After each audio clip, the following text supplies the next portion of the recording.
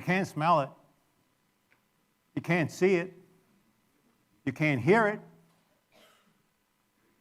But over 20% of us, if not more these days, are sensitive to the emissions that are around us, and you don't even know it's there. So, my name is Dan DeBaun. I found another career in telecommunications. As Steve was mentioning, I went in the development organization first, and then ultimately I developed the standards and analyzed technology for the industry, the Bell system, for years and years and years. So I had a lot of experience with the technology that we had in our environment today. I had my sons visiting, they're adult men, and they had their laptops on their lap. My wife says to me, I want grandchildren, and that laptop on the lap can't be good for my son. And so I said, the power levels of the electronics around us cannot be damaging. We don't have to worry about anything. It is harmless to our children. But I said, well, let me take a quick look and see if that's true or not. There was so much information on the research side that nobody knew about, including me, that was in the middle electronics for years and years and years. When we got involved, you had the industry that's providing the services to us that's saying there's literally no concerns. There's no problems at all. And then we had the researchers, the preponderance of researchers, saying there is a problem. There's direct links to many of the problems we have in our daily lives with our bodies. So what I'm speaking about today is controversial. It's sort of like trans fats. If you think about trans fats, there was this lowly biochemist 30 years ago that said, you know, it's not the eggs we're eating, it's not the fat we're absorbing, it's the trans fats that's clogging our veins. So he said 30 years ago that we shouldn't have it in our food. Guess what? Last year it was banned completely. Most of us didn't have cell phones, so we never really got exposed to much. If you look today, however, over the last 10 years or so, all of us have cell phones. Even our kids have cell phones. We have laptops, we have tablets, we have so many things that are in our environment that is now contributing to the ambient, now in where we are, the buildings we're in, and that is far substantially greater than the exposures 10 years ago. In ionized radiation, ionized means charged. It becomes a positive charge. And the net result of that is that the cell is instantly damaged. There's enough power that's moving that electron out of its orbit to create a condition where you have DNA damaged cells or mutated cells. With non-ionizing radiation, what's the impact to the cell? What's the impact to our bodies? It also creates mutated cells, DNA damaged cells, but it's in a very different way. When you talk about the power level of EMF, you're talking about its influence of the cell membrane. EMF is hitting the cell of the membrane. It keeps on hitting it and hitting it and hitting it and hitting it. Eventually that cell says, I give up. And then there's calcium that ends up penetrating into the cell. Then there's a chemical reaction within the cell because of that deluge of calcium.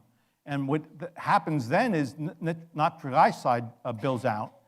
And that's actually, that chemical process is what's breaking down the cell. It mutates the cell and DNA damages the cell. It's just a different way of doing it. We know that there is potential for serious impact to the body as a result of it. An analog signal is a constant load. The way the cell looks at it is a constant load. The way the concrete looks at it is a constant load. If I take an elephant or a 10,000-pound load and I put it on top of a piece of concrete through a steel bar, the concrete won't break. All of a sudden, we started 2G and up to 4G so far. We have an analog carrier, and we have a digital signal inside, on, off, on, off, on, off, on, off. It's hitting the cell. It's badgering the cell. The cell says, I can't take it anymore. I'm going to break, and that's how the calcium runs through. So what makes all of this dangerous, and more dangerous in time, is it's a jackhammer hitting our cell. It's no longer a constant load. We have a standard that protected a six-foot male. At the end of the day, that's about 3% of the population using cell phones today. When you give a cell phone to a female, when you give a cell phone to a teenager, when you give a cell phone to a child, the penetration is different. All research and science today in this space that we're worried about is the biological impact, not the thermal impact. The biological impact. That's where research is finding all the interaction between the transmissions in our bodies. It's not the thermal, it's the biological. So for that very reason alone, the SAW rate, the specific absorption rate that has become the standard, really only represents 3% of the population, using it 6 minutes per day, adult male, 6 foot. For the first time within the last 10 years, we have children using without any study on the impacts. So when the NTP study came out, it was an epidemiology study in which it was statistically significant. And what they found was there was frontal lobe cancer. There was heart cancer, statistically significant. If you wonder why there's this drama in the marketplace, it's because there's not statistically significant data. But here was the first case in a long, long time where we now had statistically significant proof. That was followed up with Ramazzani's study. Ramazzani's in Europe, and actually Italy, they have a consortium of researchers. They did almost identical what they did in the US with the NTP. So the debate about up to 4G is not a debate by most of the science and research community. When you hear about brain cancers, or when you hear about emotional behaviors, ADHD, Alzheimer's, all of these illnesses have been linked to exposures that are excessive. We know from research, 0.1 watts, when the blood-brain barrier is down, can impact the cell, frontal lobe cell. 0.1 watts, over 15 times less power levels than a cell phone. That blood-brain barrier that protects our bodies is actually impeded. It actually gets disrupted by electromagnetic radiation. And so when that happens, the influence to the cell, it's easier to get through the brain and have that biological impact. So when your blood-brain barrier is down, you're more exposed. And in fact, Dr. Ali Johansson from Sweden, his study work shows that when you have a cell phone, a laptop, a tablet near you, your whole suppression system is depressed. What does that mean? The bugs are going to get you maybe a little bit more. It becomes more serious. But the big, most serious part about that, antibiotics become more resistant. If you're sleeping at night, you may not be recovering, and of course that's when the body recovers, because there's been the circumventricular organ, the mast cell control, is being influenced by their cell phone. It is literally changing the way in which the nerve system responds to the repair of the mitochondrial function of the body. And blue light is becoming important, not only because of its destructive nature, potentially, but there's also something else you need to worry about. And that's the trigger for you to sleep that's being disrupted. Blue light is hitting the back of the eye, and there's a protein, cryptochrome protein, that is the on and off switch to go to bed. It turns on the melatonin. All you got to remember is bees in the room. One bee won't kill you, 1,000 bees will. What you got to do is methodically go through your house and think about where these transmissions are.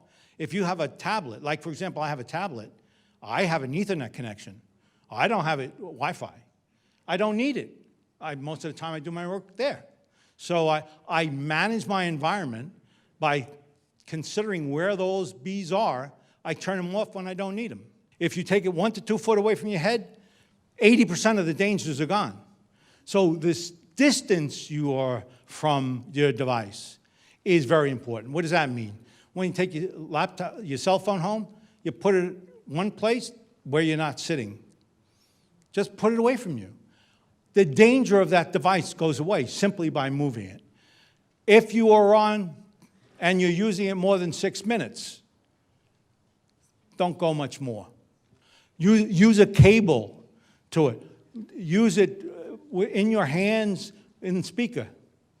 And then, of course, there's shielding. There are ways to prevent the omnidirectional signal going in a specific direction. So you want to look for devices that can be used more than ever before. You got to ensure these are in place because you're being exposed more and more to environments that are more and more dangerous to you. 5G is small cell towers. It's millimeter waves in certain parts of the network. It's beamforming in networks, and full dupe goes back and forth. You'll be able to send as much out as you get. It's massive MIMO, multiple in, multiple out. So there's technologies behind all of this that is enabling us to have the benefits of 5G. On the far left side, we have 3G, 4G, roughly 9 meg to about 6 gigahertz. All those networks still exist. Then you have low-frequency stuff. It always existed, but the FCC now has allocated availability of that. And when you hear about Sprint, it's somewhere between 700 megs and 900. That's how they're giving you the service. It's not the millimeter stuff they're giving you. They're giving you stuff that existed for years and years and years. But it's separate from already a pre-existing network. It's about the far right. It's the millimeter, 26 to 60 gigahertz. We can go up to 300 gigahertz, by the way, based on the FCC standard. But it's the stuff that's at the far right that is where the debates are. 5G at the MIMO level is focused signals. They're omnidirectional, by the way, but there are 2 signals being sent. With 4G, they used 1 jackhammer. This is 2. They're focusing it in. That now focused beam is going to go to your head right through others, potentially.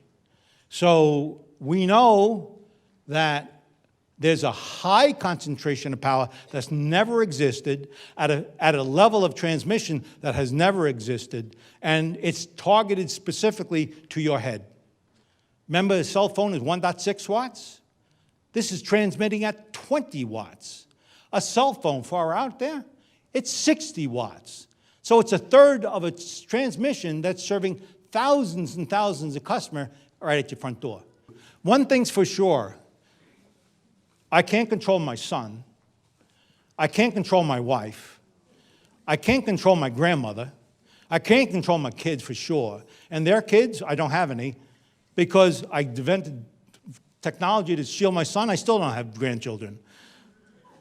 But you control your environment. You're the architect of your environment. You really need to think about what you can do to eliminate the bees in the room. Thank you.